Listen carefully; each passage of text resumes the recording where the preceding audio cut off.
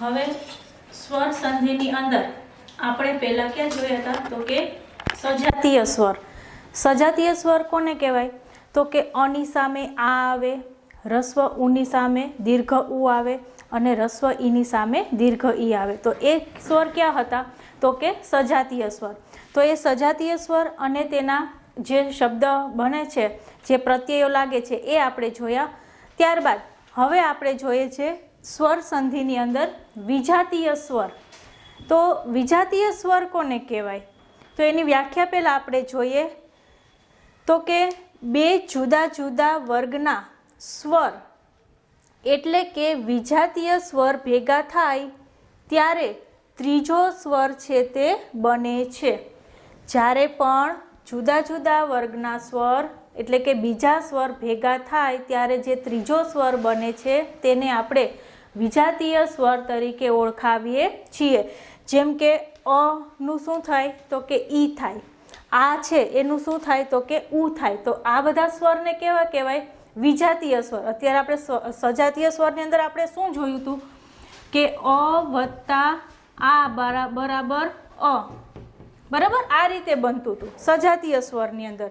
પરંતુ વિજાતીય સ્વરની અંદર કેવી રીતે બને છે તો કે અ વત્તા ઈ બરાબર એ.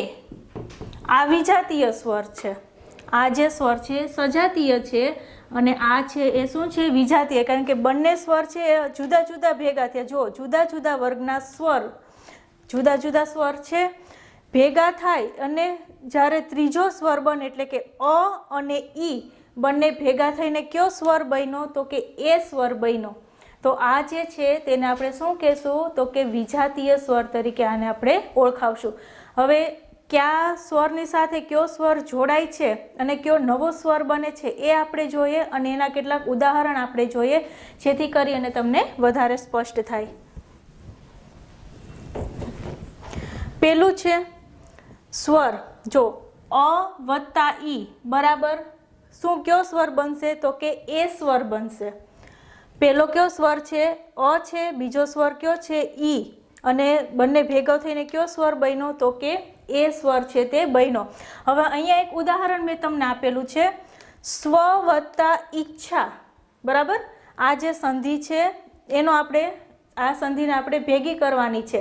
તો પહેલાં તમે જુઓ અહીંયા વ છે એમાં કયો સ્વર લાગશે તો કે અ સ્વર લાગશે. આ અ સ્વર આવ્યો અને બીજો શબ્દ કયો છે તો કે ઈચ્છા શબ્દ છે, ઈચ્છા. બરાબર તો અહીંયા ઈ સ્વર છે તો અહીંયા કયો આવ્યો ઈ સ્વર છે. તો આ બંને ભેગા થયા અ અને ઈ તો નવો કયો સ્વર બન્યો તો કે એ સ્વર બન્યો. તો આનો આપણે સંધિ ભેગી કરશું તો શું થશે તો કે સ્વેચ્છા.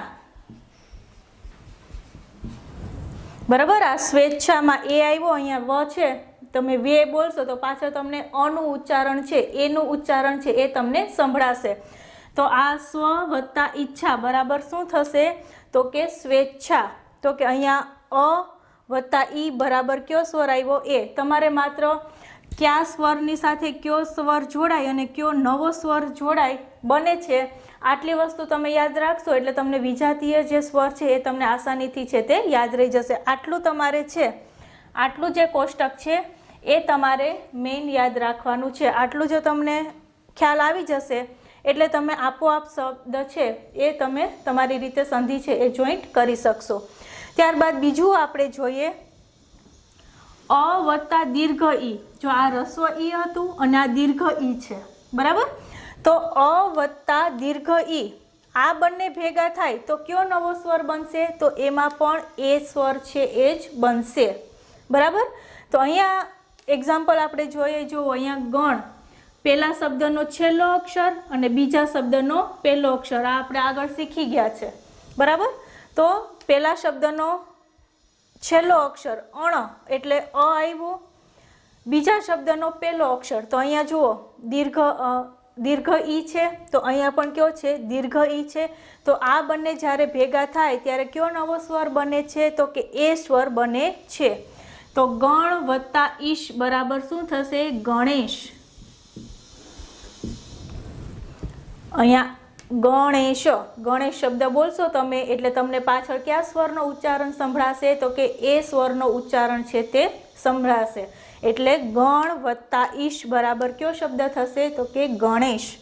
ત્યારબાદ આગળ જોઈએ, આ વત્તા ઈ બરાબર કયો સ્વર બને છે? એ. આ વત્તા ઈ બરાબર કયો સ્વર બને છે?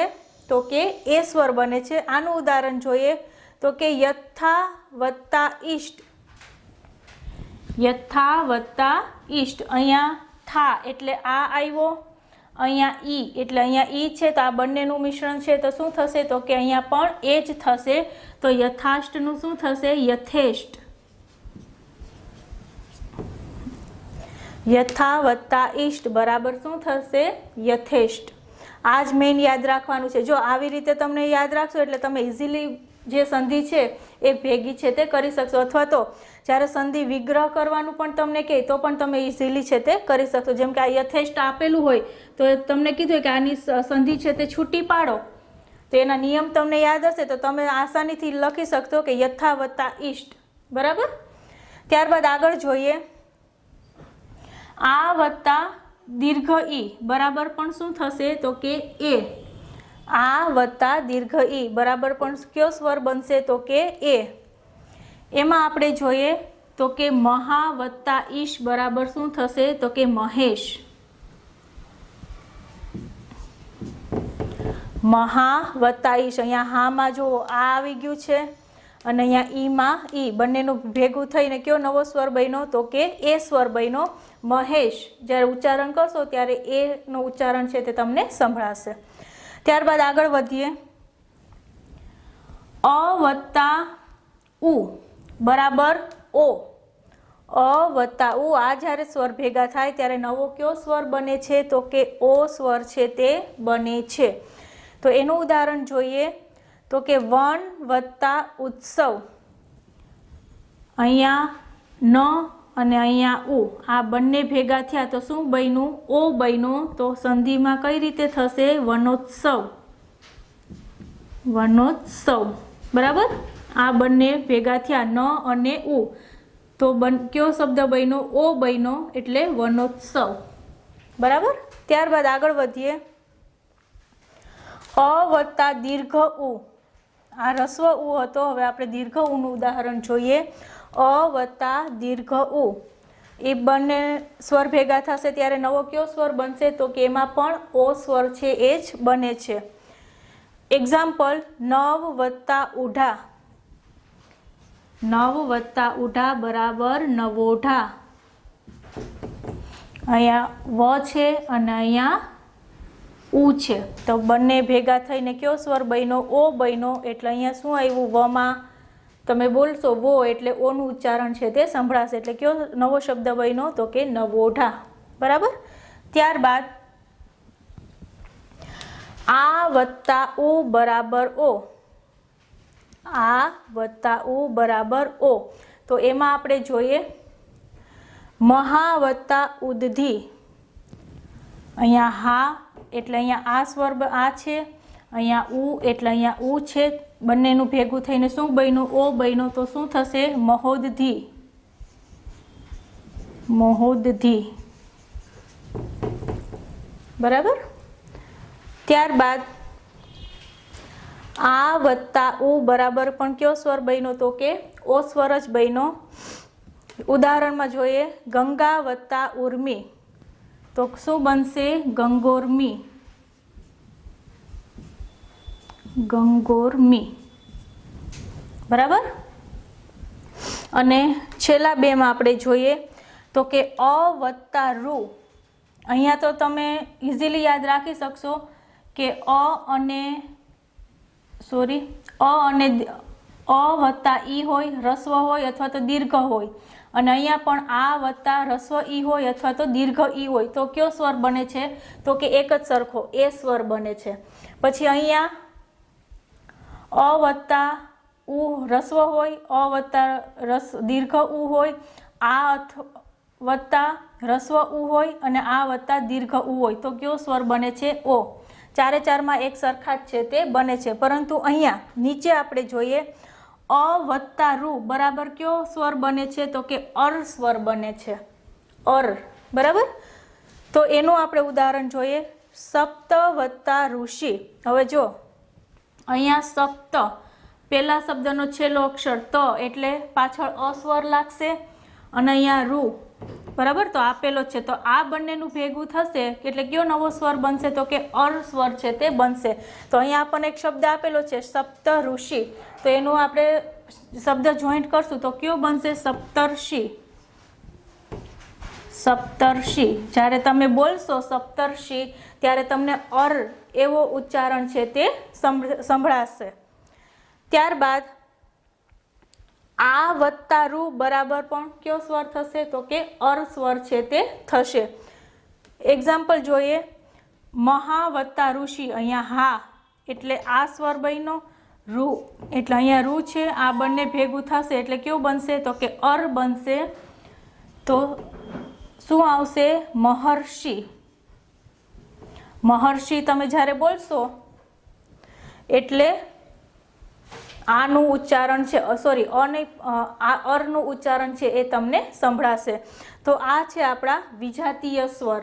હવે એની અંદર થોડુંક આપણે આગળ જોઈએ. રસ્વ ઈ અથવા તો દીર્ઘ ઈ એ પછી તેના સિવાયનો જે સ્વર આવે એટલે કે અ અથવા તો આ, એટલે કે જુઓ અહીંયા રસ્વ ઈ હોય અથવા તો દીર્ઘ ઈ હોય, એના પછીનો જે પણ કોઈ સ્વર આવે એટલે કે અ આવે અથવા તો આ આવે, તો ઈ કે રસ્વ ઈ અથવા તો દીર્ઘ ઈ છે એ નીકળી જાય છે અને એની જગ્યાએ ય શબ્દ છે તે ઉમેરાય છે.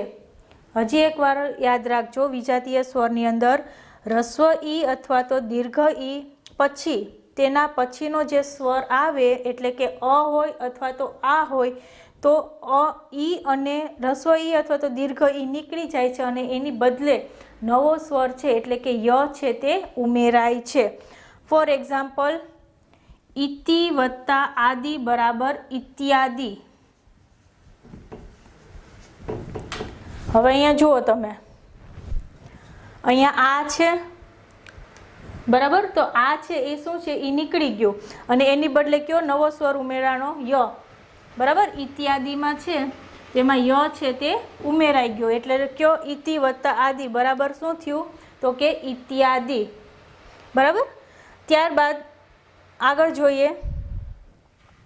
રસ્વ ઉ અથવા તો દીર્ઘ ઉ પછી તેના સિવાયનો સ્વર આવે તો અ, એના સિવાયનો સ્વર કયો હોય? અ અથવા તો આ હોય, તો રસ્વ ઉ અથવા તો દીર્ઘ ઉ છે એ નીકળી જાય છે અને એની બદલે વ છે એ નવો સ્વર છે તે ઉમેરાય છે. ફોર એક્ઝામ્પલ, સુ વત્તા આગત.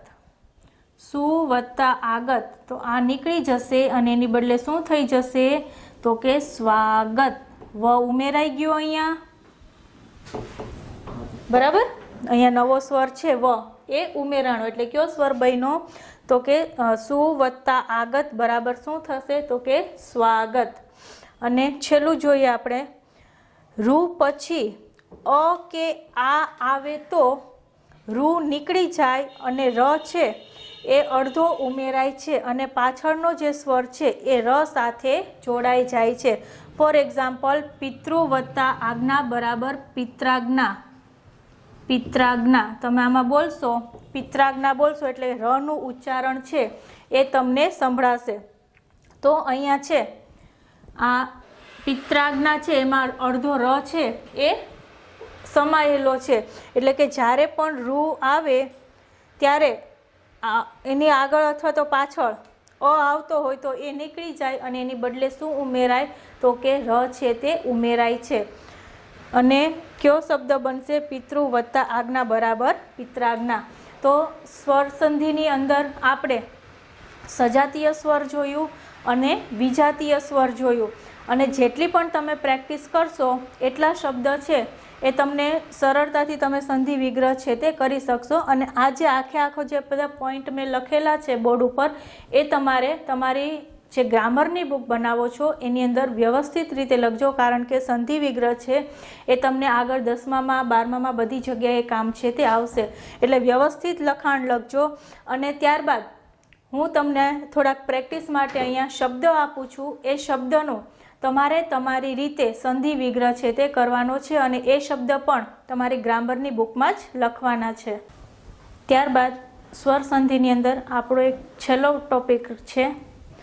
એની અંદર આપણે જોઈએ કે બે જ્યારે સ્વર બને ઉમેરાય છે અને જ્યારે નવો સ્વર બને અને એના કયા નવા શબ્દ છે તે બને છે. જેમ કે અહીંયા સ્વર આપણને આપેલા છે એ વત્તા અ, તો એ વત્તા અ બરાબર નવો સ્વર કયો બનશે? તો કે ઐ સ્વર છે તે બનશે. એનું ઉદાહરણ જોઈએ, ને વત્તા અન, બરાબર. અહીંયા ને છે એટલે પેલો કયો સ્વર આવ્યો? તો કે એ સ્વર આવ્યો. અને અહીંયા પાછળ બીજો શબ્દમાં શું છે? તો કે અન. અહીંયા કયો સ્વર આવ્યો? તો કે અ, બરાબર. બીજા શબ્દનો પેલો શબ્દ છે એ કયો છે? તો કે અ છે. તો એ અને અ ભેગા થાય તો કયો શબ્દ બને છે? તો કે ઐ શબ્દ છે તે બને છે. તો એનું ઉદાહરણ જોઈએ, તો કે ને વત્તા અન બરાબર શું થશે? તો કે નયન. નયન તમે બોલશો એટલે યન શબ્દ છે, જુઓ નયન શબ્દ છે તે ઉમેરાણો. ત્યારબાદ જોઈએ તો કે ઐ વત્તા અ, ઐ વત્તા અ ઉમેરાય તો કયો શબ્દ બને? નવો સ્વર સંધિ, તો કે આઈ છે તે બને. તો અહીંયા આપણે જોઈએ ગઈ વત્તા અક, આ ગઈ છે એટલે અહીંયા ઐ આવ્યું. અહીંયા બીજા શબ્દનો પેલો સ્વર અ છે, આ અ આવ્યું. તો આ બંને ભેગા થઈને કયું બન્યો? આઈ. તો શું થશે? ગાયક. ગાયક, બરાબર. ગાયક ભેગ બોલશો એટલે આઈ શબ્દ છે તે ઉમેર આવશે. ત્યારબાદ ઓ વત્તા અ, ઓ વત્તા અ બરાબર શું થશે? તો કે ઔ શબ્દ છે તે બનશે. એનું ઉદાહરણ જોઈએ તો કે પો વત્તા અન, અહીંયા ઓ છે, અહીંયા અ છે, તો બંને ભેગા થઈને શું બનશે? તો કે ઔ બનશે. તો અહીંયા શું થશે? તો કે પવન. પો વત્તા અન બરાબર શું થશે? પવન. અને છેલ્લો શબ્દ આપણે જોઈએ ઔ વત્તા અ, ઔ વત્તા અ બરાબર કયો શબ્દ બનશે? તો કે આવ શબ્દ છે તે બનશે. અહીંયા છે પૌ વત્તા અક બરાબર શું થશે? પાવક. બરાબર. અહીંયા પૌ એટલે ઓ, બીજો શબ્દનો પેલો અક્ષર છે અ, એટલે અહીંયા અ એટલે બંને ભેગા થયા તો શું બન્યું? આવ. એટલે શું થશે? પાવક. બરાબર. તો અહીંયા આપણી જે સ્વર સંધિ છે એ પૂર્ણ થાય છે. અને અહીંયા તમને મેં હોમવર્ક માટે શબ્દ આપેલા છે, જેમ કે દેવ વત્તા આસુર, મહા વત્તા આશય, બરાબર. આ જેટલા પણ શબ્દ છે આ બધા શબ્દની તમારે સંધિ છે તે કરવાની છે પ્રેક્ટિસ માટે. Good morning students. ધોરણ 9 વિષય ગુજરાતી. ગુજરાતીની અંદર આપણો ગ્રામરનો નવો ટોપિક ચાલુ થાય છે જેનું નામ છે લિંગ વ્યવસ્થા. હવે લિંગ વ્યવસ્થા, લિંગ તમે આગળથી જ તમે ભણતા આવો છો. 7મા ધોરણમાં 8મા ધોરણમાં તમે લિંગ વ્યવસ્થા છે તે ભણી ચૂક્યા હશો. લિંગ વ્યવસ્થાની અંદર સામાન્ય રીતે ગુજરાતી ભાષામાં કેટલી લિંગ આપેલી છે? તો કે 3 લિંગ આપેલી છે, પુલ્લિંગ, સ્ત્રીલિંગ અને નપુંસકલિંગ. હવે કોઈ પણ શબ્દ હોય કે તો એની પાછળ ક્યારે પુલ્લિંગ લાગે, ક્યારે સ્ત્રીલિંગ લાગે અને કયો શબ્દ છે એ નપુંસકલિંગનો છે એ આપણે ઓળખવો હોય તો એના માટે આપણે જોઈએ તો કે આપણે જાણીએ છીએ કે લિંગ એટલે કે જાતિ. ગુજરાતીમાં મુખ્ય 3 લિંગ વ્યવસ્થા છે, પુલ્લિંગ, સ્ત્રીલિંગ અને નપુંસકલિંગ. હવે પુલ્લિંગ એટલે શું? તો કે જે નર હોય એ પુલ્લિંગની અંદર આવશે, નારી એટલે કે સ્ત્રી એટલે એ સ્ત્રીલિંગની અંદર આવશે, અને નાન્યતર જાતિ એટલે કે નર પણ ન હોય અને નારી પણ ન હોય એનું છે એ કોણ આવશે? તો કે નપુંસકલિંગની અંદર આવશે. અમુક સંજ્ઞા કે વિશેષણને કયા લિંગના છે તે જાણવા કેવો, કેવી અને કેવું થી પ્રશ્ન પૂછવામાં આવે તો એ લિંગની ઓળખાણ છે તે સરળતાથી થાય છે. તમારે જ્યારે પણ તમને કોઈ શબ્દ આપેલો હોય તો એ શબ્દને તમે કેવો, કેવી અથવા તો કેવું એનાથી પ્રશ્ન પૂછશો તો તરત જ તમને ખ્યાલ આવશે કે આ જે શબ્દ છે એ પુલ્લિંગનો છે, સ્ત્રીલિંગનો છે અથવા તો નપુંસકલિંગનો છે. હવે સામાન્ય રીતે પુલ્લિંગને છે એ ઓ પ્રત્યય લાગતો હોય છે, સ્ત્રીલિંગને ઈ પ્રત્યય લાગે છે અને નપુંસકલિંગને ઉ પ્રત્યય છે તે લાગે છે. જેમ કે પુલ્લિંગની અંદર જોઈએ તો કે છોકરો, બરાબર, અહીંયા ઓ પ્રત્યય લાગ્યો એટલે આ શું થયું તો કે પુલ્લિંગ થયું. સ્ત્રીલિંગની અંદર કયો પ્રત્યય લાગે તો કે ઈ પ્રત્યય લાગે. તો છોકરાનું સ્ત્રીલિંગમાં આપણે કરવું હોય તો શું થશે? છોકરી, અહીંયા ઈ પ્રત્યય લાગ્યો. અને નપુંસકલિંગની અંદર કયો પ્રત્યય લાગે તો કે ઉ પ્રત્યય લાગે. તો એનું શું થશે? છોકરું, બરાબર. અહીંયા કયો પ્રત્યય લાગ્યો તો કે ઉ પ્રત્યય છે તે લાગ્યો. તો આ રીતે અહીંયા આપણે અમુક શબ્દ આપેલા છે. અહીંયા જે આ 5 શબ્દ છે એ પુલ્લિંગના છે, આ 5 શબ્દ છે એ સ્ત્રીલિંગના છે અને આ 5 શબ્દ છે એ નપુંસકલિંગના છે. હવે આપણે જોઈએ કે તમને આવી રીતે શબ્દ આપેલા હોય તો એમાંથી કયો શબ્દ સ્ત્રીલિંગ છે, કયો પુલ્લિંગ છે અને કયો નપુંસકલિંગ છે એના વિશે ઓળખ હોય તો એકદમ સરળ છે કે કેવો, કેવી અને કેવું. આ શબ્દને કેવો, કેવી અને કેવુંથી પ્રશ્ન પૂછશો તો તમને તરત જ એનો જવાબ છે તે મળશે.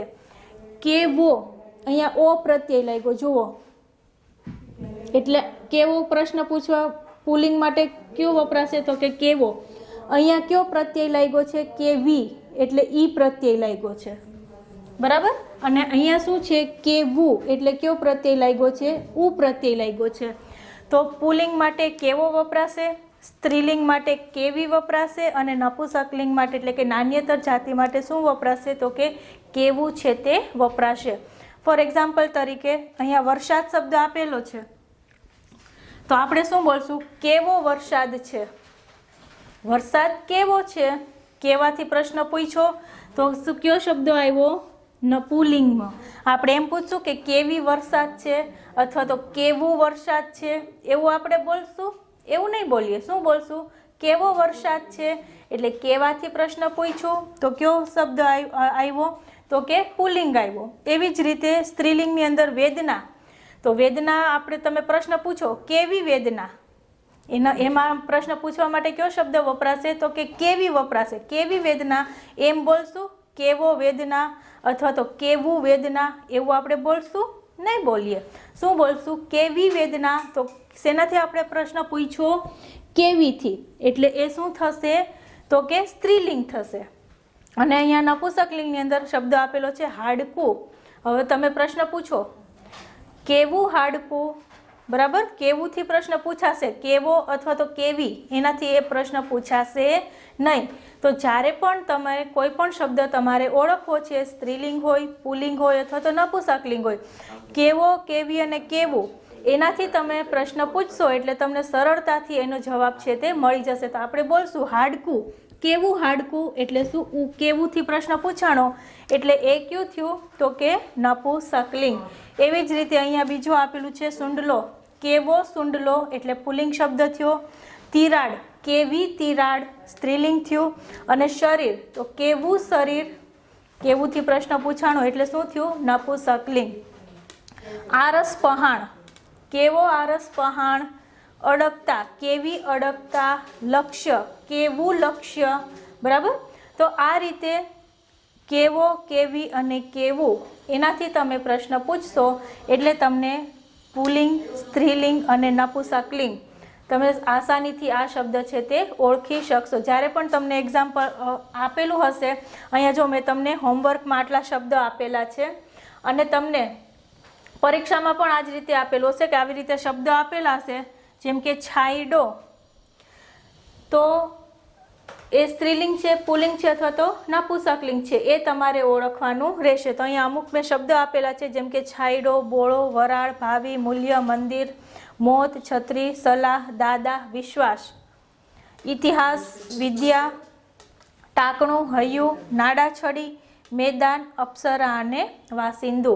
તો આ શબ્દમાં કયો શબ્દ સ્ત્રીલિંગનો છે, કયો પુલ્લિંગનો છે અને કયો અન્ય જાતિનો છે એટલે કે નપુંસકલિંગનો છે એ તમારે જાતે બુકની અંદર કરવાના રહેશે.